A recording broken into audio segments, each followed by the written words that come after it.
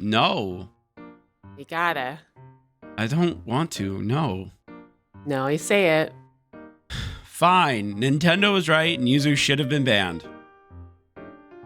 You heard that right, and you want to know why? It's because the creators of YUZU were seemingly caught distributing ROMs the day of or even before the games came out. It's my money and I need it now! How do we know this? Well, it's because the Nintendo ninjas snuck into the YUZU Discord and screen capped what they claimed as proof of one of the YUZU devs making ROMs and distributing them between each other. Whether or not the claims are solid though, we're not completely sure. But anyway. Welcome to Necro News, the show where we cover the hottest gaming news from the last week. This week we'll be covering WB's latest stupidness, Apple banning Epic and then unbanning them, the most impressive feat ever done in Factorio, and much more. So subscribe to the channel and turn on notifications to keep up to date.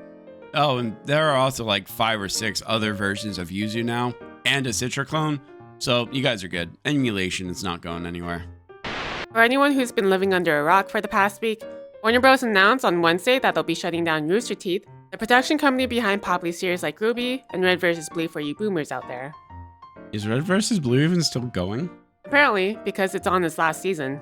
Overly thinking. Huh, how many seasons is that? Like, I guess 13 if I'm right. But yeah, after 21 years and going through multiple ownership changes, the studio is finally shutting down, with Warner Bros. Trying to sell their IPs, although their podcast is still continuing, for now at least. It's sad news for sure, especially since I think a lot of us have seen at least some of their work in the past and must even be nostalgic for others. What are we supposed to do with an empty room? Use your imagination. My imagination? This game is only rated M for mature. But it doesn't come as much of a shock after hearing that the studio just seemed to eat up costs for Warner Brothers, with their subscription service peaking at $225K and falling as low as $60K, and running events like RTX, which, yeah, it's cancelled this year. Ruby fans still have some hope, however, as popular animator Dylan Gu, who's previously worked on the series and makes cool animations like this,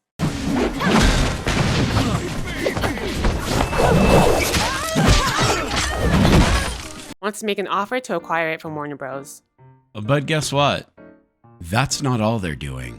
Yep, because come May, they'll be removing all of Adult Swim game titles. Such as these beauties.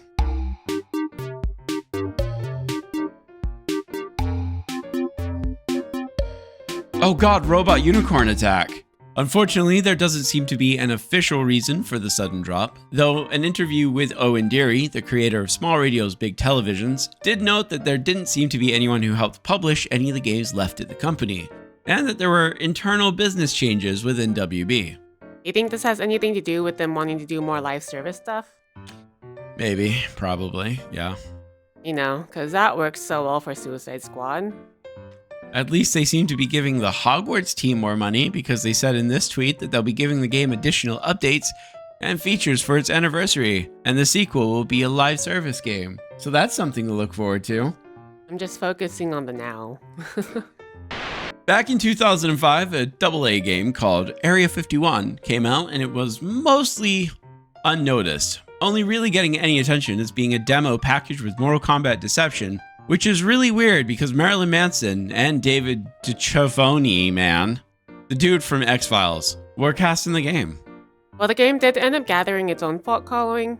The game does have its own cult following, however, and a strong modded community on the PC, which is about to get even stronger as the entire source code for the game was posted on Github this week. Noticed by Twitter user Vincius Medirio 6, Project Dreamland's GitHub has dumped the entire source code online, which strangely enough was dated at 2021. But when asked about it, the owner of the GitHub, Andrew M., stated that he'd been sitting on the source code privately for years and just forgot to make it public. So I guess if you're looking for an interesting alien shooter with Marilyn Manson and that one guy from X-Files, there you go. Did you guys know that Borderlands is getting a movie? Did you know that it's absolute horseshit? What is that smell? Piss wash color. Ew! Put the window up. I don't want to! Roll the window up. Roll it up. It's pee.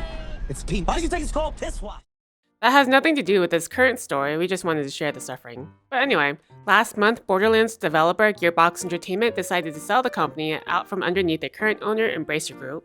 For those wondering how that's possible, it's like convincing someone to pay for your car. so that you have to make payments to them instead. They found someone to buy their company from the Embracer Group. And what Skull and Booster have called an incredibly Randy statement, whatever that means, Randy told Kotaku, "I'm delighted that what we might be up to is interesting enough to people that you want to make a story about us for your readers. I'm honored and humbled that our company is a topic of rumor, speculation, and discussion. As always, we'll be thrilled to share whenever we have a project to announce or news to share as we work hard towards our mission to entertain the world." I think I understand what they mean by an incredibly Randy statement now. Literally just saying, hey, I'm glad that I'm in the spotlight. God, I hate you, Randy. Anyway, more details will be released.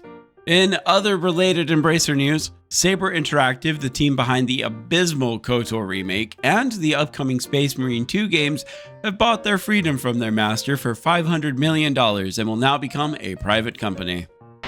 Epic's Team Sweeney's in the news again this week as Epic's developer account has been terminated by Apple for being a threat to the iOS ecosystem. Oh boy. 2 weeks ago, Tim Sweeney-Malini took to Twitter to voice his concerns about Apple's proposed rules made for compliance with the EU's new Digital Markets, or DMA. For some context, companies that had been classified as a gatekeeper company or a monopoly, such as Apple, had until March 6th of this year to draw up rules and plans to comply with the DMA if they wish to continue doing business within the EU. In brief, the DMA aims to reduce the dominance of monopoly corporations, and in this case, Apple and the various apps currently integral to the iOS ecosystem. Specifically, it's Apple intentionally trying to keep Apple Pay the dominant force on their platform, as that would break this new law. And the company would be subject to a fine of 10% of the company's worldwide revenue. That's not profit, that's revenue. Damn. However, Tim still wasn't happy with the proposed rules, saying, "Apple leadership faces some massive decisions in the coming weeks as the contradictions between their stated principles and the intended and actual consequences of their present policies are reckoned with. The App Store monopoly, the digital goods payments monopoly, the tax, the suppression of true information about competing purchasing options, the blocking of competing web browsing engines, and outright destruction of web apps." And it is at this point that Apple decided that they just didn't want to deal with Epic anymore, and they banned them. Now, it should be stated that this wasn't sudden, as Apple executive Phil Schiller penned a letter in late February to remind Epic of its testimony that it deliberately violated Apple's rules to make a point and for financial gain. The story doesn't end there, though, as on March 6th, the EU announced it was looking into Apple's decision.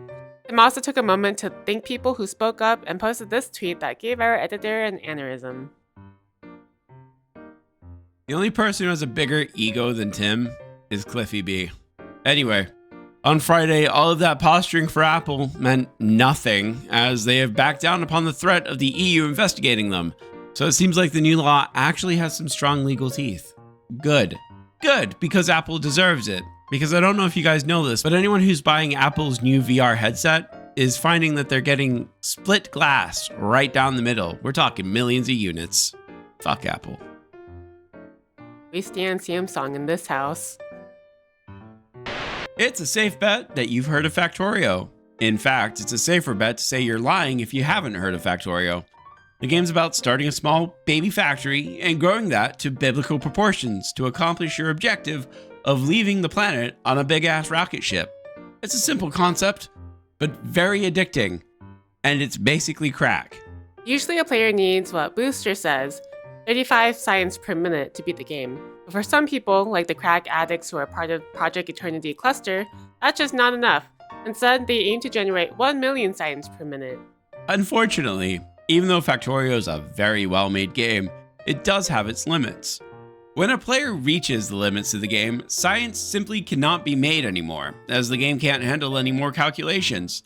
So the solution to this was a mod called Clusterio, which is a missed opportunity to call it clusterfuck. Anyway, Clusterio is a mod that allows a person to run multiple instances of Factorio, all working together as a single individual base. The project was monitored by the entire community of the Trinity Cluster project on a site called Grafana, which had the live stats of the server for everyone to monitor and observe, usually to talk about strategy on how to optimize to reach their goal. Finally, last week, over 400 players joined the Eternity Cluster Factorio server and were able to make their dream a reality as the base, named the God Factory, finally hit 1 million. When the science per minute hit 1 million, you'd think that'd be it, right? Celebrate and close the server. Come here. Come closer. Do you have any kind of idea what type of people play Factorio to this degree? I'll give you a hint. Peanut butter and cracks. So instead of celebrating, the entire Discord server started to chant, "The factory must grow," and it has continued to do so, with the God Factory now reaching 1,027,328 signs per minute. If you'd like to contribute to the God Factory's continued growth, we'll link their Discord down below. You cannot possibly get any nerdier than this. How come you guys haven't had a Buried Alive banger in a while, you may be asking? Well, the answer is simple. We haven't had a chance to curate any games lately or verify whether they're worth covering. Which is why we're putting out a call to action. If you guys have a favorite game that you know is good and that you want to have us highlight, join our Discord server where you can submit games for us to cover every week. We'll link to the Discord server down below. And here's the games coming out. The really only thing that looks really interesting is Star Wars, I guess. And here's our stream schedule for next week. We'll continue Worlds End Club and discuss more Warhammer 40k. Well, that's all we've got for Necro News this week. If you like what we do here and want to keep up to date, consider subscribing to the channel. And if you made it this far into the video, make sure to put the glasses emote down in the comments below. We're repping the nerds now. Also, as always, a big thank you to our channel members. You guys help us every day. If you like what we do and you want to help support the channel, consider becoming a member. And that's all we have this week, so until next time, everyone. Goodbye.